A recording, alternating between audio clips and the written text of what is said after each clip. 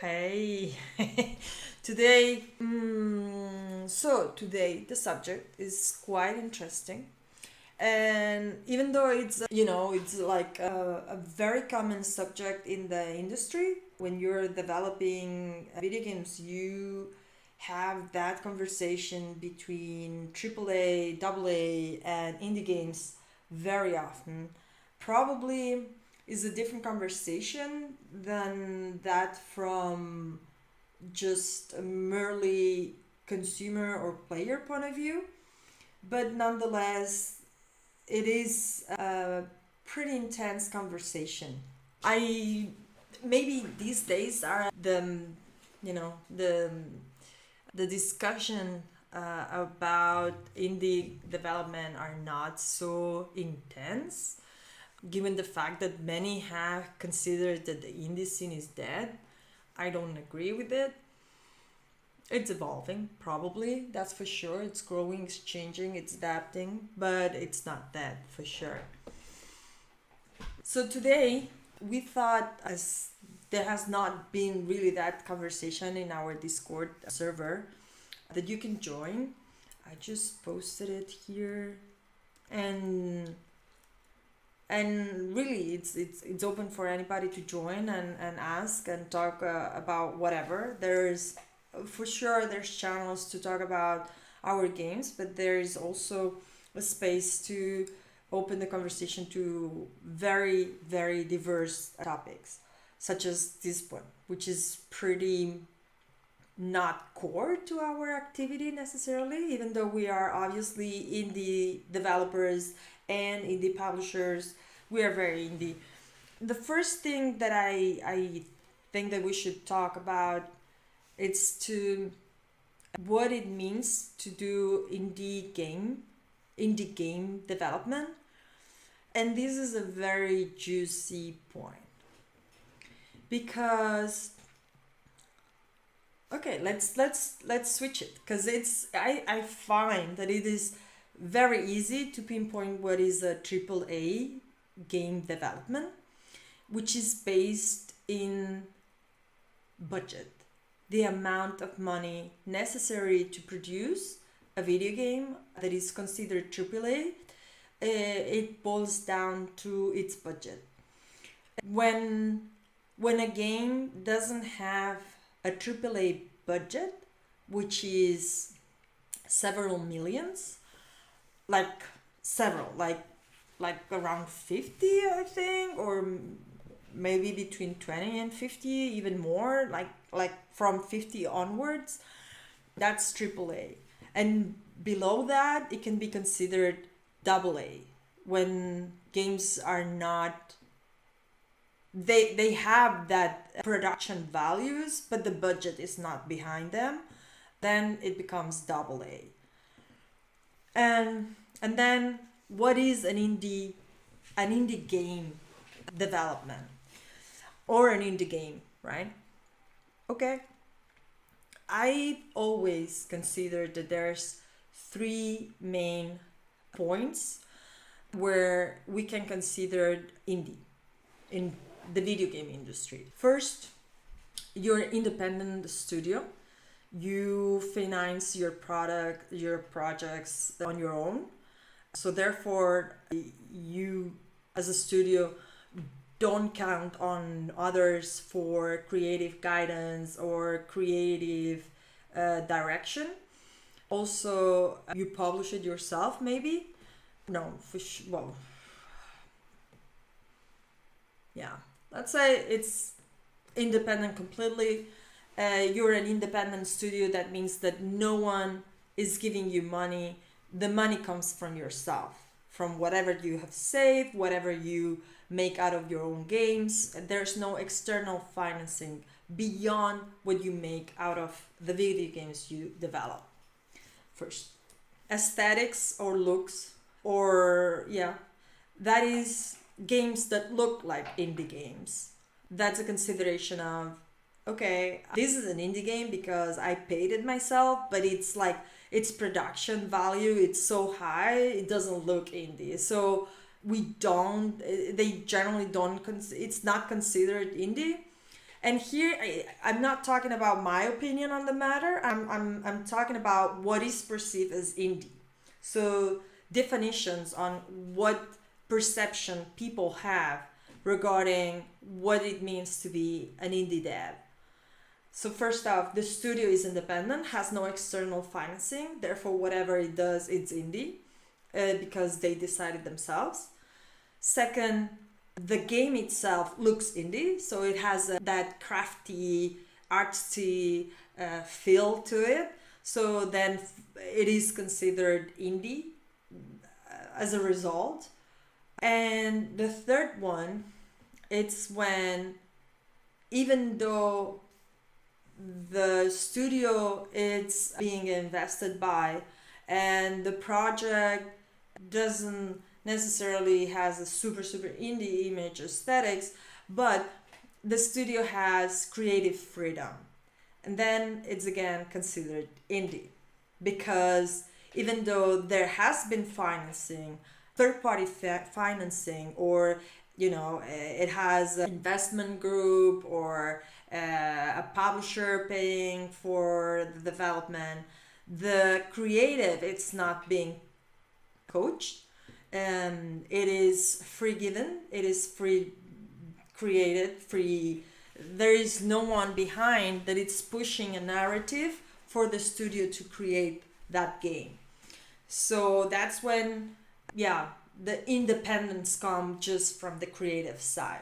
So we have these perceived games that are indie or perceived as indie, either because they have no funding, no external funding, because they look like an independent creation, or the studio that made them was free to create the game that they wanted. Hades could be an example of which case, because I'm right now we have AAA, AA, and then from in the indie box we have three types of indie. The studio is independent because it has no external financing or investors or nothing. It supports by itself. The game looks indie, even though it's not, and meaning the aesthetics of the game and the feel of the game, the creativity or whatever feels like an independent creation, a video game, but the studio is not independent. The proposal has had funding, and everything about it, it's just the aesthetics. It's not anything else surrounding it. Yeah, maybe. Yeah. And then the third one is where the studio maybe produces a game that it's AA, but because exactly Nora, yeah, that's it. So because the studio has had creative freedom, then they consider the game that they do as indie, even though it's not indie. Well, that's my opinion. I mean, I'm intermixing it with this categorization that I think it's pretty fair and accurate if you look into the financing of games these days that go into IGFs and all these competitions to get awards and such. If you go into deep, who has made it, how have these games been made, even in the big leagues, you go and check, and then you see, okay, this is not that indie, or this just looks indie, but it's not indie because Sony has been behind it. Okay. And then then I'm gonna say what I think that indie is, that indie was, and what it became. So a little of history about indie. So originally indie was considered that independent studio that was not affiliated to any publisher. So they created their video games, but they were not on the payroll, or they were not acquired by a established publisher. So and they had creative freedom, because if you were an independent developer, such as bid managers, but you only did work for hire, or you were given directions on what you needed to produce as video games, then that was not considered indie, because even though the studio was independent from the publisher, the studio was only producing IPs that were, mandated and guided and externally produced by the publisher. So the creativity, even though obviously there is always creativity within a video game studio, because you need it. It's part of the craft. You need to be creative in order to create. And it doesn't matter that you have a GDD. At the end of the day, it's how you will be implementing that GDD. What does GDD means? It's game design document. It's like the Bible or the how-to manual of the video game, where everything is described. And if you're a professional, allegedly, you should be able to take that and implement it and have a video game out of a game design document. Of course, the game design document, while in development, is a live thing and tends to change and evolve from the moment that you produce it, normally at the pre-production of the game. And during the production of the game, you can keep, updating it, changing it. So it's not like a stank thing, fixed thing, set on stone. Because art, and that's the beauty of video game development, and that's why it's art. It changes. It's has a soul of its own when it starts to become an artistic creation, a product, or call it whatever, an entity of its own. So that was the beginning of it. And then with the the popularization of internet and digital distribution, what happened is that in order to produce a video game was no longer necessary an entity, a structure, a big set structure like a developer or a publisher in order to create video games and publish them or get through the steps, right? So, and that happened with digital distribution because the channels, in order to get your product in front of the desired audience, were shortened, and the rules, the accesses were relaxed, right? I mean, of course, it's not the same today as it was early 2000s or mid 2000s, but definitely it was a big change between that and the prior era of hardware, disc, cartridges, and that chain of distribution, right? So we go to that. With that freedom, we are able to then have all these people that are creative, trained, talented, that have been working in the industry for several years, time, whatever, for a period. They are seniors already, and they haven't been able to fulfill their creative drive on their companies. So they then try their hand with their own small, risky enterprise. At the end of the day, it's their resources that are in risk, right? It's like, okay, I am fed up of working in this big company. I just need. I'm an artist. I don't find my need to create, to share, to compose, fulfill in this position in this company, because many changed. Many switch disciplines once they went into the indie scene. Not like crazy, but they try more roles on the indie scene. And then I had this amazing idea. I know the industry. It's not like, like I'm pulling ideas out of a hat. I had this idea. I know how the industry works. I know what I need. I know how to get it. I know who to talk to. I cannot do it in this company because for whatever reason, the company is not aligned, their style is not aligned with what I want to produce. But definitely, I want to do it and I know how to do it. And that would be the first big wave of indie for me, or what I considered indie, which were, already professionals of the video game industry that wanted to try their hand at their own project, at their own personal project. So it would be smaller budgets, creative proposals of games, some amazing. One comes to mind, which is the Wall of Goo. I remember this case because it was at it was like, the beginning of one of the first few. And these guys were indie veteran. Sorry, not indie. They were video game veterans, and they had this idea, and they went for it, and they published it on the Wii.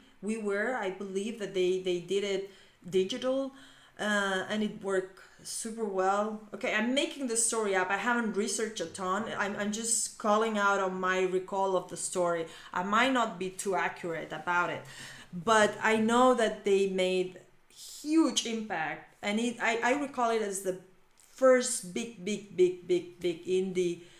Probably wasn't as big as they would become, but at the time it was amazing because this was a guy. I think that maybe he had a friend or something, but it was a guy that was, as I explained the story, he was a professional. He wanted to do his own thing. He tried his hand and he did it. And the game was very original, very different. Everything was special, and it matched with the moment and the audience, and definitely with Nintendo, who supported it, and probably with other platforms. I don't know. I'm not a buff on the story of the guys of Wall of Goo, but definitely interesting story. And that's what an indie for me was. It was a professional that was independent from something. But then the scene started to explode, and suddenly I feel like the term was used to just mean an experience,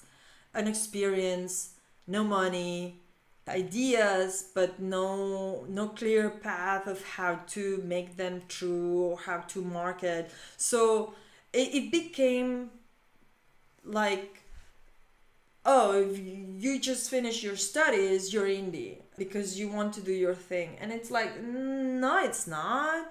I mean, indie was not that. Indie was someone who knew and wanted to do their own thing. If you don't know anything, I mean, just because you finished the school or the university doesn't mean that you know what to do to make money out of something. And Nuru is saying that transition from being hobbyist to someone trying to make a commercial project. Yeah, that too, I mean, for me, the point is to be professional. And listen, there are amazing hobbyists, amazing hobbyists that are amateur but do amazing video games, and way better than a lot of professionals. Hey, it's just that it's an art. And sometimes there's these amateurs or these hobbies that are immensely talented and have no rush, no pressure. Time is not of the essence, and they can invest as long as they want to because there's nobody pushing them to do anything. And that's awesome. But let's not mix everything. But then again, I might be a bit too stickler. Nuru says, but in that case, there's at least experience. But yeah, many are just fresh out of school. Well, yeah, exactly. That's what it became. I found so many. Like, you went to events and they were called indies. And it's like, what do you mean indie? This guy has just the old experience that he has. It's from finishing school, not professional experience. They don't even know how to market, how to sell. They don't even know how to finish the project. and I don't want to be mean. I'm not trying to be mean, but it felt like pushed because there was a moment in time that the label indie got a lot of cool, a lot of karma, as we want to say, and having that label onto your studio or onto your game meant that you would be discovered because indie had those stories of suffering and pain and I'm alone and or we're alone and we're a group of four. I don't know, but they it's like connecting those stories, those tragic stories, and listen, you don't have to be indie to get a very tragic story in the industry, or maybe you do, but not attached to lack of knowledge. It can be lack of luck and opportunity and so many things. But being a professional means certain things. I won't think that it means certain things. I don't know, maybe I'm wrong. I'm not saying otherwise, but those are the big, right, the big actors of this story. The studios, how are they set up, and where the funding's coming. As I said, the label became so popular that I got told by a studio manager that their studio was indie because this funding, this investor fund, leave them with creative freedom. And I'm like, but what? Excuse me, what? That's complete. That's not indie. That's not independent at all. You get funds. You get. Anyway, I get a bit, over maybe too much work up about this, but yeah, I felt like there was no it was just a marketing label that certain people abused and therefore left out of sense.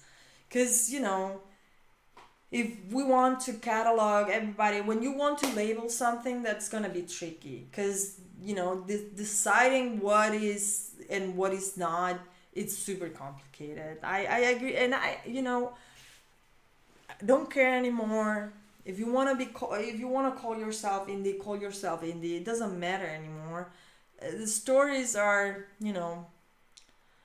there's so many stories about how tough the industry is, but I would, when I hear stuff about the industry, maybe people are shocked because they think that video games is such a fun and entertaining and it's like showbiz, right? Just because it looks and you get a kick out of it doesn't mean that is so happy-go-lucky all the time. It is complicated, it is hard, but I would say the life is hard, and making a life out of anything is tough, and it requires time, effort, consistency, a drive that's gonna make you continue even when everything goes wrong, because that story, that everything going wrong, I don't know no studio that doesn't have a story about that. I don't know any studio that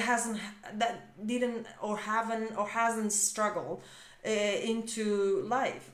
Same thing as people. I mean, if you talk to people, they all have stories. Everybody has a story.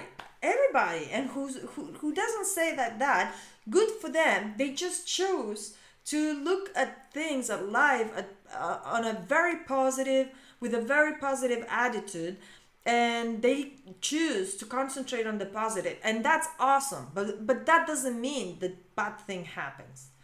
That's not the same thing.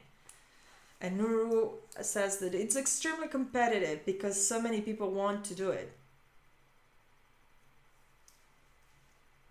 I want to think about that. It is competitive because so many people. Yeah, but you see, it's not like, and I'm sorry, I don't try to insult or to degrade, and I know that modeling is also has its. I mean, I don't want to do it, but it feels like with very little training you could do it, right? Same thing like babysitting. It feels like with very little training you could do it, right? Everybody can take care of. But then when you meet a professional, that's different. So hear me out. I understand the difference, and the difference between a professional and an amateur of modeling and babysitting. I do understand, but I feel like there's a lot of intrusism just because it feels like anyone can do it, even though there are very good professionals. And when you meet a professional, it's you say, yeah, wow, this is completely different. And I feel like video game development is, there are a lot of people that might have ridden the wave because it was cool at a certain moment, because it was, they kind of rode that wave and make something out of it without really being a developer, maybe, I don't know. But I feel like you need to actually be able to do something. You have to you have to train, you have to really really have a talent, really have some sort of skill, and you have to use it, and you cannot just do it one day and live off for the rest of your life just because of that day, right? It's not like a lottery. You have to really work at it constantly. So it is competitive for sure, but what kind of work wouldn't be competitive? What kind of craft wouldn't be competitive? I honestly cannot think about anything that that's worth anything that you cannot have, that you don't have to fight for it. Like, what would it be? I don't know. I might be super into my small world and super bubble, encased in my little bubble, but I feel that, yeah, I need to talk with more people because I cannot really honestly think of anything that is not competitive if it's good.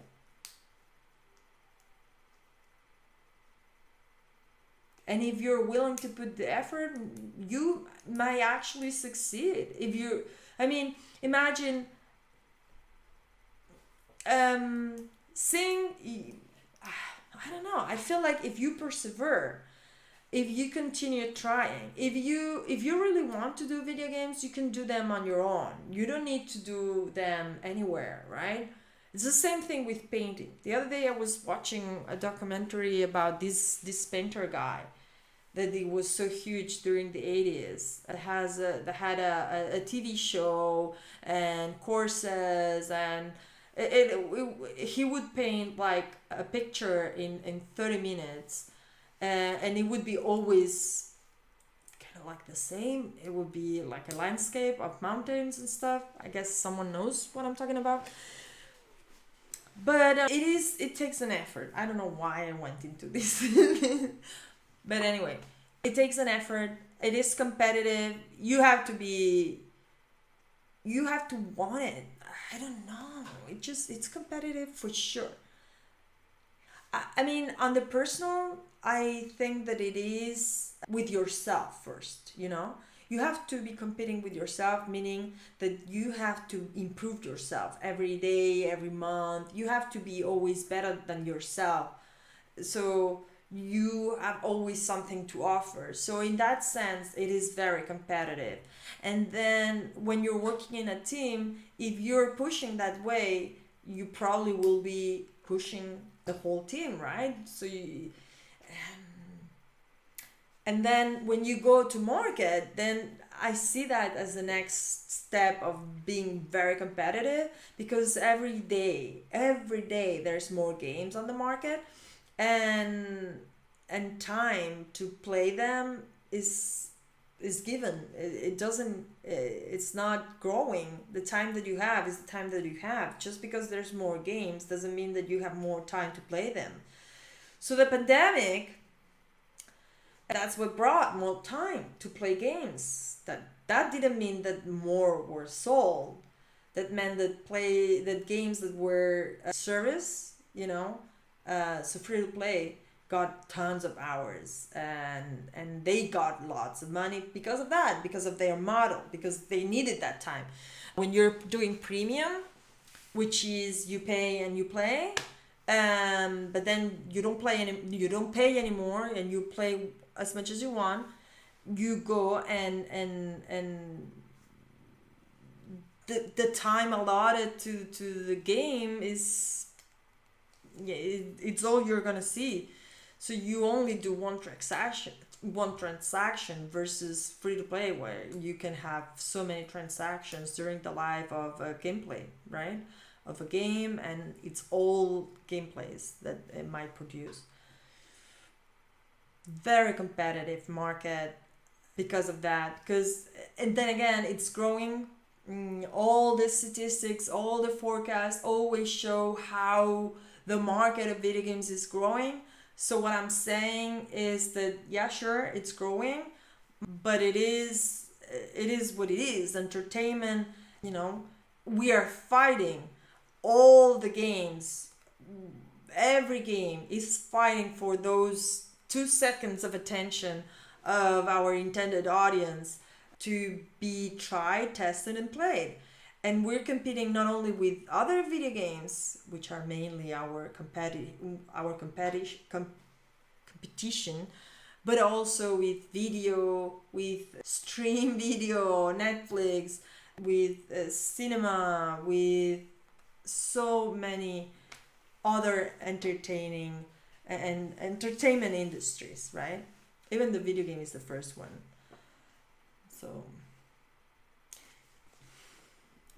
we've actually been talking about how to get into the industry, and I guess for me it's a bit complicated to say how tough it is to get into, because I'm in it, and when I got into it, I wasn't necessarily aiming for it.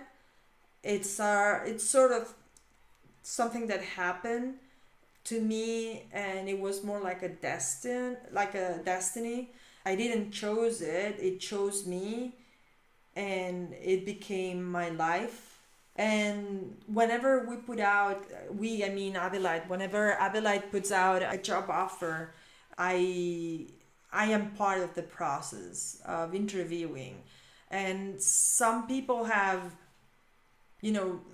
might have that sense, that experience of getting into the industry is super tough, super complicated. They try, they participate in game jams, they collaborate with other developers to create something even for free, so they have something to show. You find people that might have that experience very early on in their life, but then you meet other people, older people that have been trying for longer time, and it's been a quest. But then again, that people that were older, and here I'm talking about my experience on that regard. I'm not trying to, this is what the world looks like. I'm talking about my experience and presented to you from my perspective, my experience of, 20 years having interviews with applicants, right?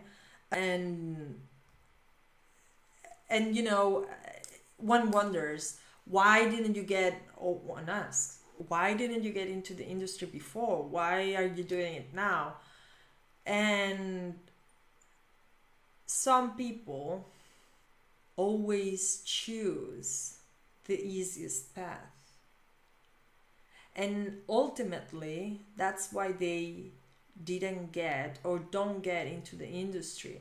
Because when you want something, it's going to cost you something. And the better the goal you want, the harder it is. That's my experience. Again, I know also people that, want something and get it and they don't even sweat it. Sure, there's people like that. It's not my personal experience. And here I'm talking about people that choose to, rather, instead of trying to get into the industry and making some sacrifices to get them into something new, I don't know, different, and whatever, it is special for them, they are, the fear is stronger. And at the end of the day, or whenever they get into that situation of having to choose, they choose to continue where they were for whatever reason. Family, job, security, change. People are scared or want to keep into a bad situation for many, many reasons. So, yeah, otherwise, I think that look at someone like Locomalito. I think he's a very good example. He doesn't want to quit his daily job. He's an amazing graphic designer. He's been working at this company forever. I don't really know his position into this company. I know he's not the owner. I know he's an employee.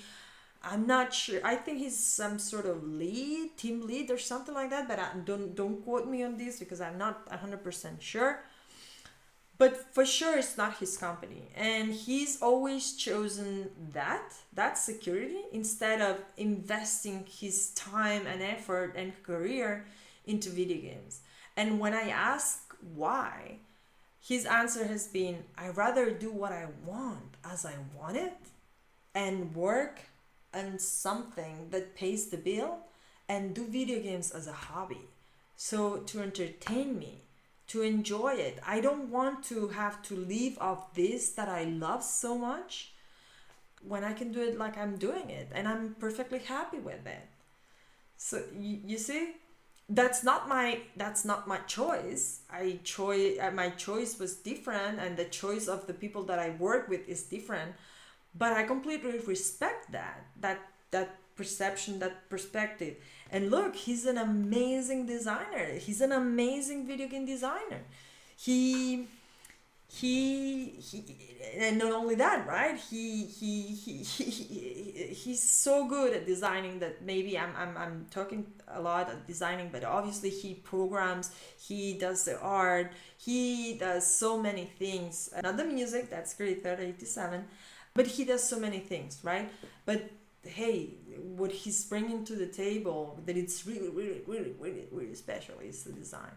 And that was his answer. And I think that it's legitimate and as good as any.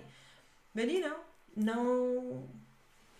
know that if you want to get something, you will have to risk something. 99% of the time, video games, there's never one road, one path to get to wherever you want to go. Okay, to the subject.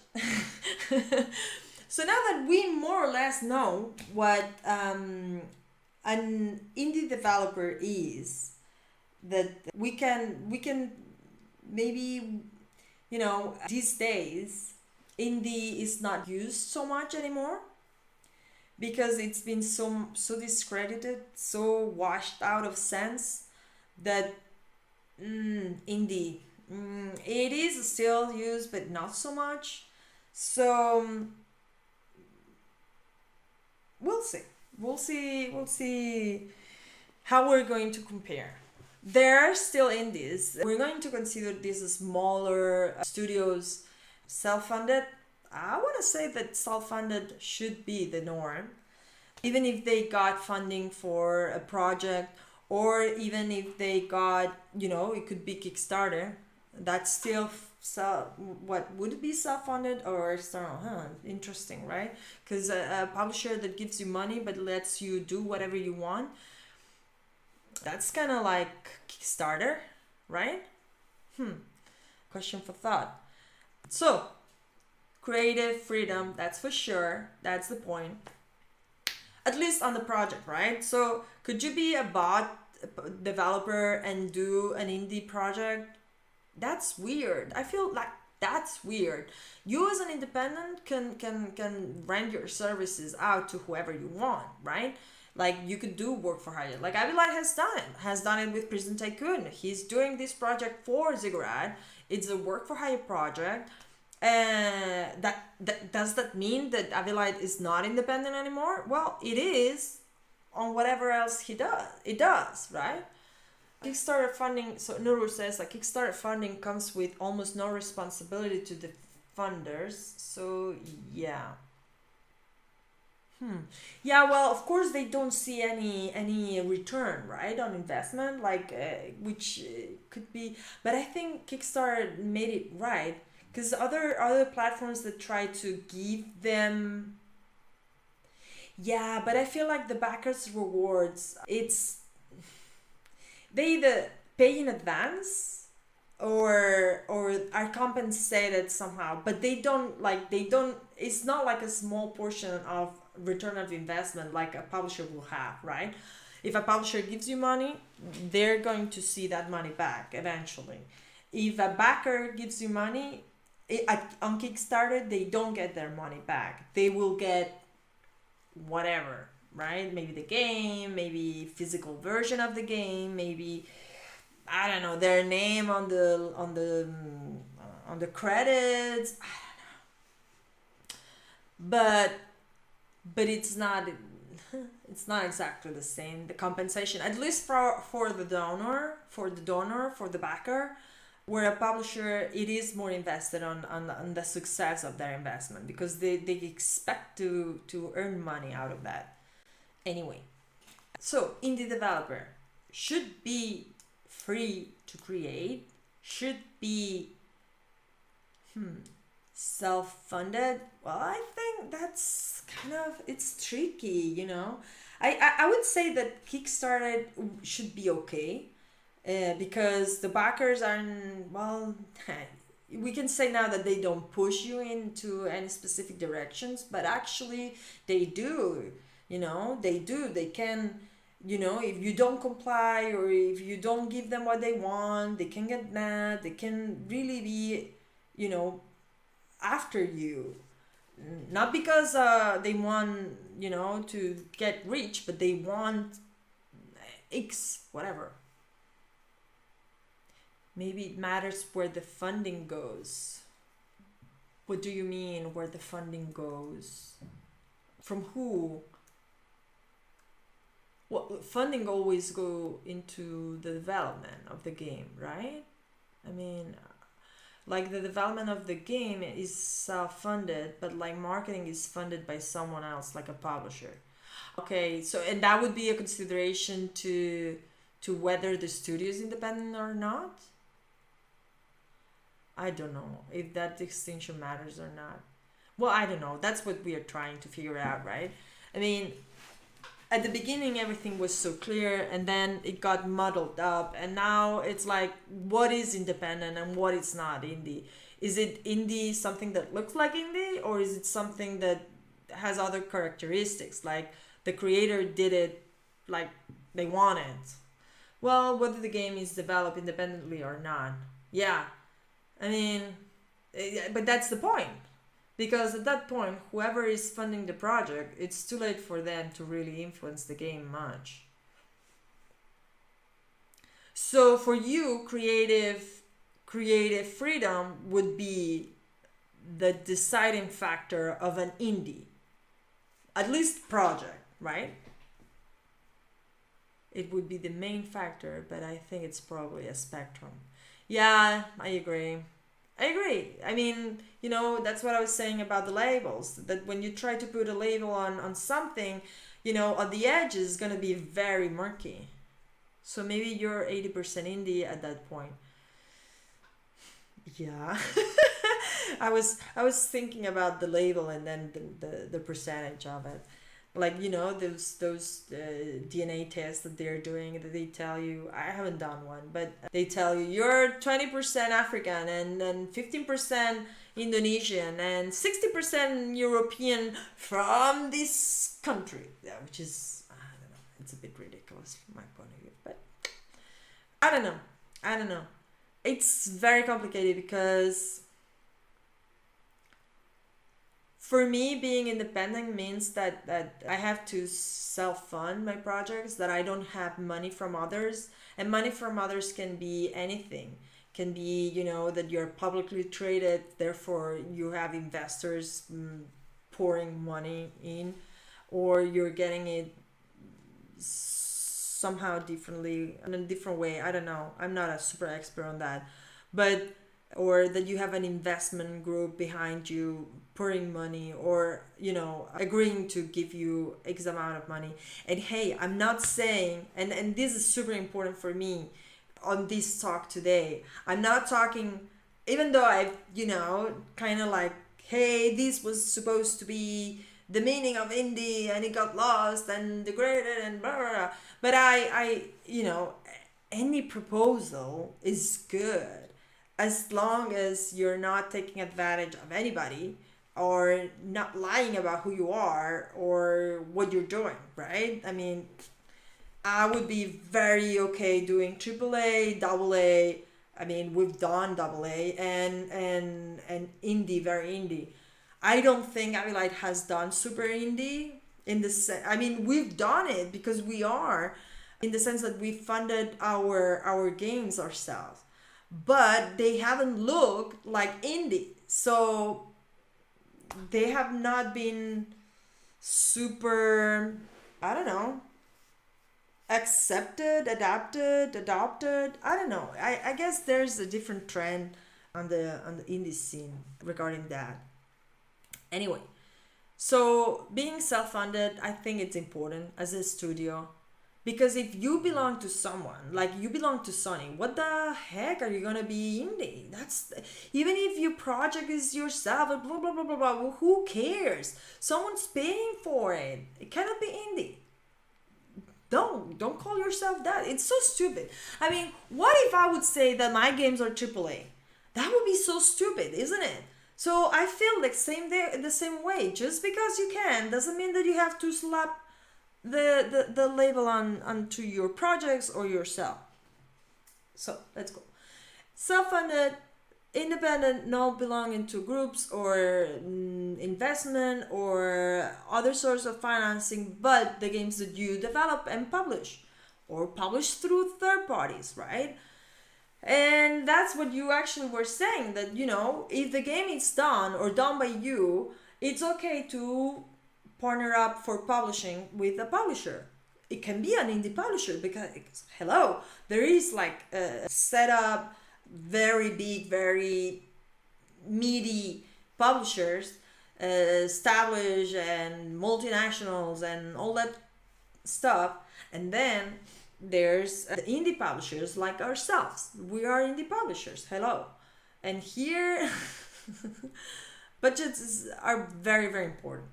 Anyway, what is the main difference then between indie development and AAA, AA development? It is the independence creation, right? Being free to decide what you want to do. Of course, as a developer, as a professional developer, you're going to be concentrating into what I want to do. How can I do it in a way that it's viable in the market? Because otherwise you're not going to sell, you're not going to make an income out of it, right? But if you're like super indie, where you really are here just for the craft, and then we're moving into that super left spectrum of the indie, where indie is, I just want to do my creation. Very artsy fartsy, and sometimes they hit big. Don't get me wrong. Maybe the proposal is like super artsy fartsy, but then they hit it, and they hit it like gold. So there are no set rules. Remember that on the video game industry. But that would be a big one. we we were talking, preparing the talk, we were talking about one main big difference between indie development and triple double A development, probably triple A development, is that triple A feels like they are very set on their own IPs. It's like big machines putting content out, big budgets. Of course, we've already said that they have like these big massive budgets, and and and and they are building upon IPs that already were put out several years ago. So we very commonly these days find our AAAs being X and beta 3, 4, 5, 6, 10, 15. And those are our AAAs these days. Of course, they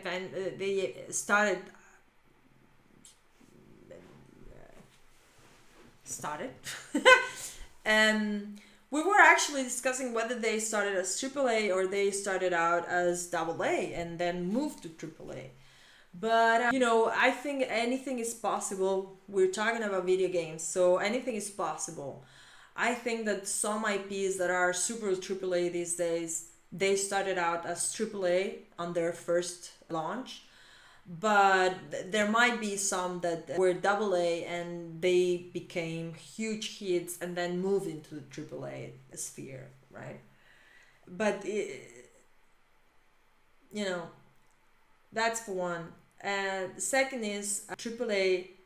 It's the genres, the subjects. Of course, if you're doing installment after installment of the same IP, your bandwidth is gonna be very limited. But at the same time, these companies that do AAA are not so many in the world. Actually, you can count them with your fingers, and they cannot make a lot of mistakes. Kind of like the indies, Because if an indie makes a mistake, they can go extinct very fast. But if a AAA company, normally they have resources, but it's gonna be tough. Like, they commonly cut this limb that it's not good, or they cut this limb and then move from here to there in order to make up for their losses. People are not that fundamental. They are more massive companies, corporate, right? They are very corporate, where indie is more family, and what it means is that everybody that works at the company. That's very different. When you go corporate, it's tough that you're gonna know everybody in a company. When you're in an indie, you know everybody that works at the company. So that's the difference between corporate and family based. So there's a very subset of genres that AAA do. They don't risk as much. Indie development is very risky. Indie is making the industry as a whole a lot more complete, because indie these days, it doesn't mean poor or with no resources, doesn't mean lacking experience, doesn't mean anything. It has evolved. We can decide what the financial structure is of an indie developer, but it's true that their budgets are not into the millions as a AAA budget. And their proposal is going to be more talent based, more creative based than a AAA. That's for sure. And the beauty of it is that it makes the world a better place. I mean, I remember when, late 90s, it was awful. We couldn't play on console or on coin-ops or arcade machines, or couldn't play on, that's basically where I couldn't play, because I would play on portables, and I would play on PC. But there was no launches for my type of games, right? So and the market was shrinking. The genres were shrinking. Oh, if this doesn't sell X millions, it's not worth it. Well, now with indie, We find so many genre, subgenre, hyper genre. This is fantastic because these days I'm pretty sure that everybody gets its own game, its own experience, and that's the beauty of having it all. We have these massive productions that couldn't be made without those investments, and then we have these other more risky, more creative productions where you can be surprised without having to invest into X and Z and Y. And so at the end of the day, obviously, AAA, AA, indie, we are all making video games. As long as we respect that, that's amazing. We respect and accept that we are all making video games. And then how we do them and how do we want to do them, that's going to be the big difference. If you're corporate, probably you're going to be feeling more comfortable doing AAA or AA because you will have budgets, you will have a lot of structure and infrastructure to do a lot of stuff. Where when you are in a smaller company, most often than not, you have to, pull up your sleeves and do a lot of stuff that maybe you're not so good at, that maybe you don't want to do that, but it needs to be done. And that happens. You're part of the group, the family, and there are certain needs that need to be answered and taken care of. So it's a big difference on that regard. Of course, there are massive indies, or massive, maybe not massive, but very big indies, that they are very well sourced, and there is no problem with budgets. It's not all, I feel like indies don't need to be struggling with budget to be indie. You can do a game for under $1 million euros or dollars, which is super indie or is indie, but be really well off, and it can be an amazing game, absolutely. But it's it depends on how you want to do that. That's going to be the key point. Even if you're very well off, there are certain things that you're not going to have because you're not 1,000 people, and it just comes to sense. And if you know everybody in the team, you're going to have to make compromises. You're going to, it's not, you don't hire or fire people because you need to meet your quotas or you need to, get to a certain point. You hire or fire because you need it. You need it for the project, or you need it for the team or the company, which is completely different from a AAA company where they're gonna cut limbs if they're not working right. And I can tell you a story about life working with people and time, and how sometimes you don't know it, and you spend time working with someone and it's not working. And listen, it has happened to me. I was working for many years with someone, and it didn't work. It didn't click. It was tough. And I was like, oh my God, what am I gonna do? Is this going to be forever? What happened? And then one day we changed technology. We changed our business proposal. We change our goals, right? And suddenly this person starts to move upwards. Like suddenly, it feels like suddenly. There's also something to be added. This person was a very talented person, very complex and complete person, but as we were doing at that moment, it wasn't working because many things, right? Artists are complicated, let me tell you. Anyway, so the company, because Abylight has lived for so long, we've shifted so many times. We're like the Madonna of the of the video game industry in Spain. Anyway, just kidding. Of course we're not. But we've changed it so many times and adapted so much that suddenly one of these changes clicked, and I can tell you this person is one of the most important persons for Abylight present and future. I mean, and I am super impressed, and I tell him all the time how amazing job he's doing at what he's doing, and I was not expecting there was, and I surprised myself thinking of thinking back at the time when I thought, oh my god, what am I gonna do with this person? It's not working. And you know, there's people, I can also tell you a different story where this is a very good and a very positive story about, you know, if you give time and it shifts, and you know, the talent is there, it just, you know, asking a bird to fly, not a fish to fly, you know.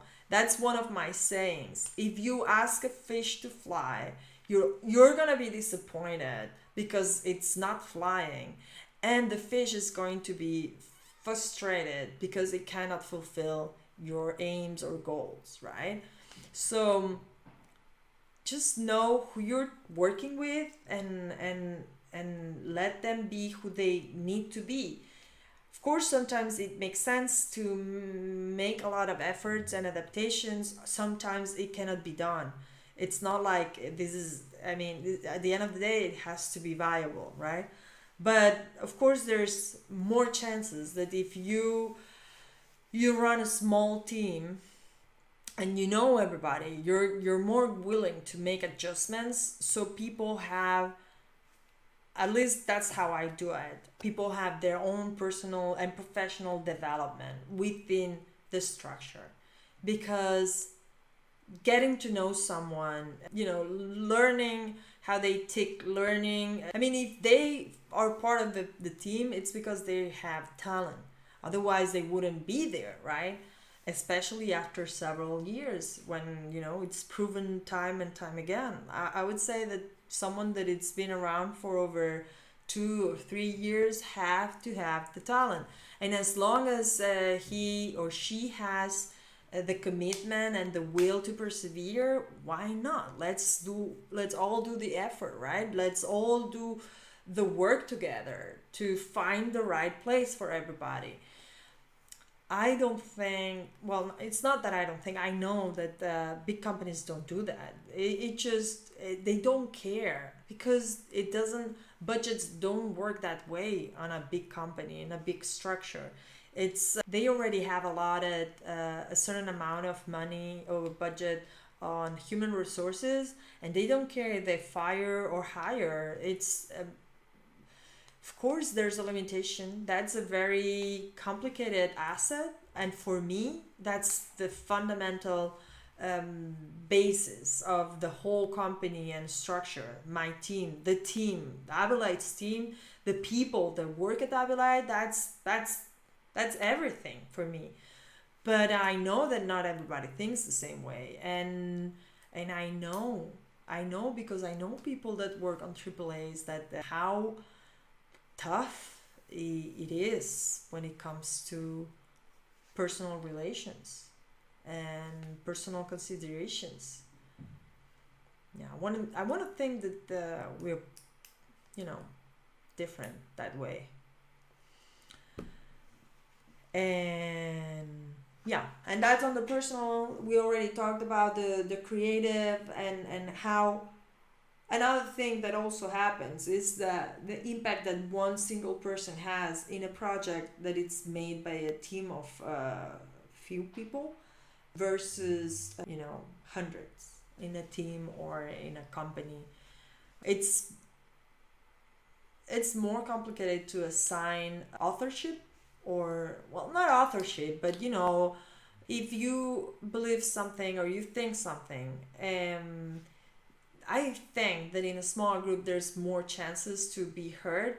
That doesn't mean that just because you're heard, everything that you say is going to be done or taken into account or happen, but it's definitely going to be more, you know, at least it's going to be heard. And eventually eventually, if you have good ideas, maybe the first ones that you propose don't happen, but you're gonna be asked more about what you think, and eventually, I'm sure this happens like that. You gain trust of people that have to decide, and they're gonna let you decide, because that's how a team works, you know. And I think it's running a bit late because yeah, I talk a lot, but I hope I covered everything. I mean, Nuru had a good conversation with me, but you know, I hope that I covered everything.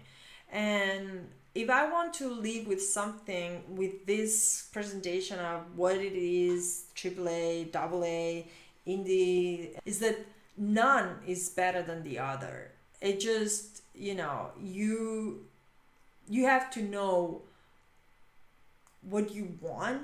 If you know yourself and you know what you want, indie might be the best option for you, or maybe double A, or maybe triple A, you know.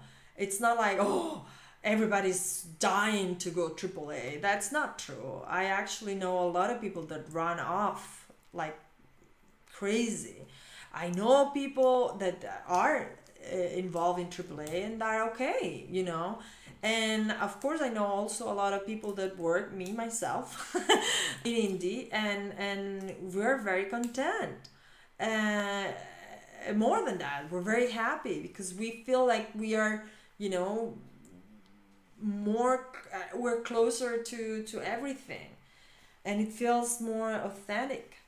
But you know, each one has its own reasons. Maybe someone thinks, well, I want to do indie, or I want to work here because I want this creative freedom, and I want to be seen and be heard, and I want to go home, you know, closing time, and not be asked to stay and to work this and that, because these big companies tend to dehumanize quite a lot the people. I don't know why, don't ask me why. I have no idea, but I know of several people that, you know, they have families, and it's very sad when they tell you, I've spent like this amount of hours, and you see them with their kids, and the kids are, you know, they don't relate too much to them.